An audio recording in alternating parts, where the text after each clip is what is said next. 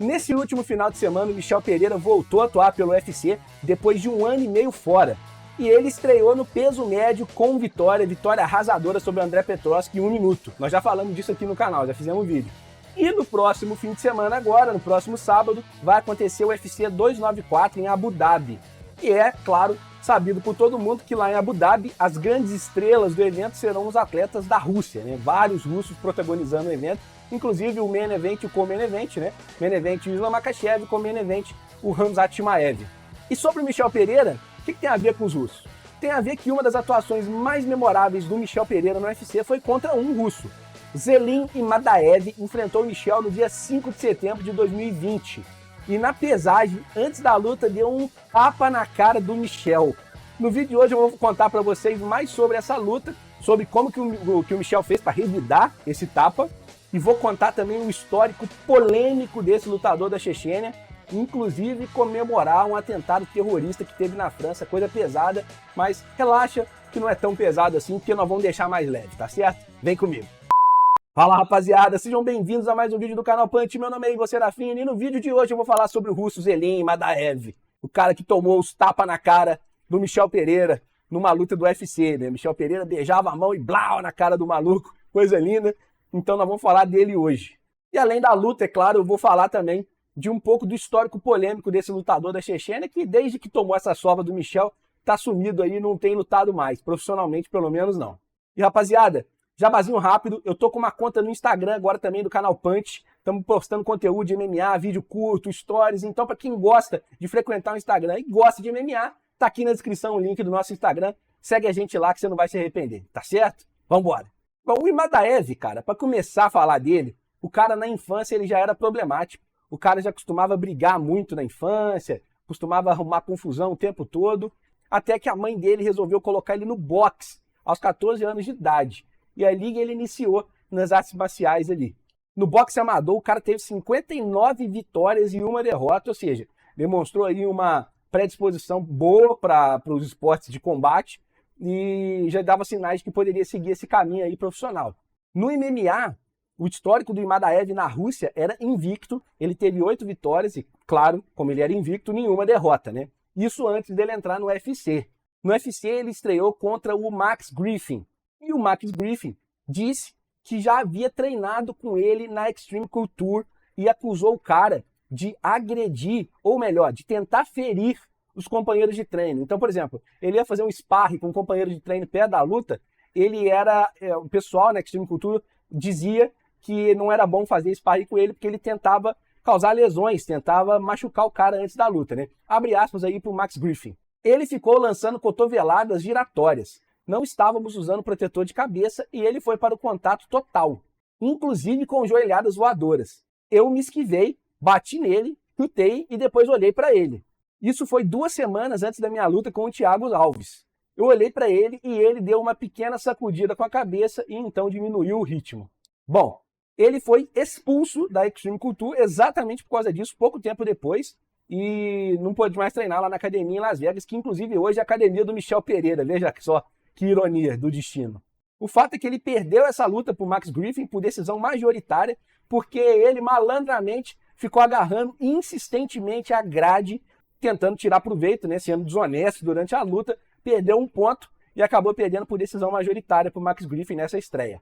Depois disso ele perdeu para o americano Danny Roberts, que foi o adversário que ele enfrentou antes de enfrentar o Michel Pereira, né, que foi o assunto central, que é o assunto central aqui do nosso vídeo de hoje. E aí, meu amigo, o que aconteceu foi o seguinte, na pesagem, o cara, de uma hora para outra, deu um tapa na cara do Michel Pereira. O Michel Pereira afastou, deu uma pontada para ele, como quem diz assim, meu irmão, tu tá ferrado, eu vou te pegar, o troco vai vir. E aí o troco veio, meu amigo. A luta em si foi uma sessão de espancamento por 3 rounds. O Michel Pereira simplesmente deu uma sova, uma surra nele, e no 3º round, especialmente, o Michel deu diversos tapas humilhantes na cara do Imadaev, assim, coisa para destruir o cara psicologicamente mesmo. A impressão que dava era que o Michel estava deixando a luta ter 3 rounds para que a humilhação fosse total, fosse completa. Que se ele quisesse ter finalizado essa luta no 1º round, como foi com o Petroski, por exemplo, agora nesta última semana, Ele poderia ter feito, mas ele lutou quase que 3 rounds inteiro para humilhar o cara, para deixar o cara de joelhos. E aí, no final do terceiro round, antes da luta acabar, ele deu uma levantada no russo do jeito que ele quis, colocou o cara no chão igual um boneco de pano e finalizou a luta quando quis e como quis. E o Michel, depois da luta, explicou que pegaria ele, que tinha prometido pegar ele na luta, abre aspas aí pro Michel Pereira. Não sei por que ele fez isso, mas eu disse a ele que pagaria. E fiz isso durante a luta. Eu sou um homem, você não pode dar um tapa na minha cara. Eu mostrei a minha mão, beijei a minha mão, dei um tapa nele para que ele soubesse que não faria isso de novo. Ele não pode fazer isso. Bom, depois dessa luta, o Imadaev foi mandado embora do UFC, saiu da organização, foi desligado da organização, mas as tretas do cara não pararam por aí, não. Inclusive, ele nunca mais lutou depois dessa sova que ele tomou do Michel, tá? Nunca mais ele subiu para lutar profissionalmente, talvez pela vergonha, talvez pelo estado psicológico comprometido, mas ele nunca mais voltou para lutar. E em outubro de 2020, um refugiado checheno de 18 anos, na França, cometeu um atentado terrível contra um professor francês chamado Samuel Paty, por ele ter utilizado caricaturas do Maomé em uma aula sobre liberdade de expressão na França. Um atentado foi terrível, não vou dar detalhes, mas quem tiver curioso tem na internet, é só pesquisar o nome do professor, mas infelizmente foi uma coisa assim realmente muito pesada. O garoto, na ocasião, foi morto pela polícia, porque ele se recusou a entregar a faca que ele usou para fazer o atentado, mas a coisa já estava feita, a maldade já estava feita. E o Imadaev, na verdade, o que fez foi comemorar o ataque. Ele comemorou o atentado do garoto, disse que o garoto é um herói do Islã e que Alá deveria aprovar a sua jihad. O termo jihad pode ter vários significados aí no árabe, né? E no contexto muçulmano, mas nessa situação, provavelmente, é algo sobre aprovar a ação violenta que o garoto teve em nome da religião. Então foi isso, provavelmente, que o Zelim Imadaev quis dizer, comemorando essa ação. Bom, como eu disse, o Imadaev sumiu, nunca mais lutou MMA profissionalmente, desde a derrota para o Michel, e, sinceramente, não faz falta nenhuma. Como lutador, não é grande coisa, só ganhou na Rússia, perdeu as 3 que fez no UFC, e como pessoa, aparentemente, faz menos falta ainda. E eu estou trazendo esse tema justamente porque, por conta da tensão que nós estamos tendo aí no Oriente Médio, entre Israel e a Palestina e o Hamas, né? Esse evento do UFC 294 pode ter bastante situações políticas a respeito dessa guerra, né? Um evento está lotado de muçulmanos da Rússia, né? Da Chechênia, do Daguestão, e o teor político e religioso que esse evento pode ter, na verdade, é muito grande. O Michel Pereira, no último sábado, levou a bandeira de Israel, né? O Dana White, inclusive, liberou as bandeiras de novo.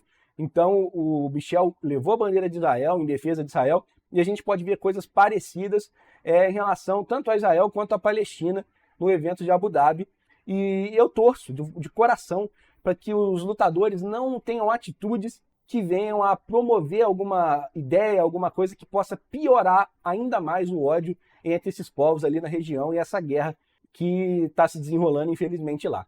O esporte ele tem o poder de influenciar corações e mentes, então eu espero que, se for para influenciar, que seja para ser algo positivo. E se você está aqui até agora é porque você gostou desse vídeo, então deixa seu like, se inscreve no canal, ativa o sininho. Desculpa o blá blá blá, todo vídeo é isso, mas galera, só vocês podem me ajudar a levar a minha voz chegar a mais pessoas. Então, eu peço a ajuda de vocês, não custa nada, é um segundo, tá certo? E no vídeo aqui do lado eu falei dos palhaços, quer dizer, eu falei dos lutadores Dillon Danis e Logan Paul que fizeram um circo, quer dizer, uma luta de boxe em Manchester, na Inglaterra. Cara, uma situação tenebrosa. Eu dei minha opinião sobre o circo que foi a luta do Logan Paul e do Dillon Danis lá em Manchester. E tá aqui no vídeo do lado, você não vai se arrepender, tá certo? Um abraço para vocês, até amanhã às 19h30. Valeu, fui!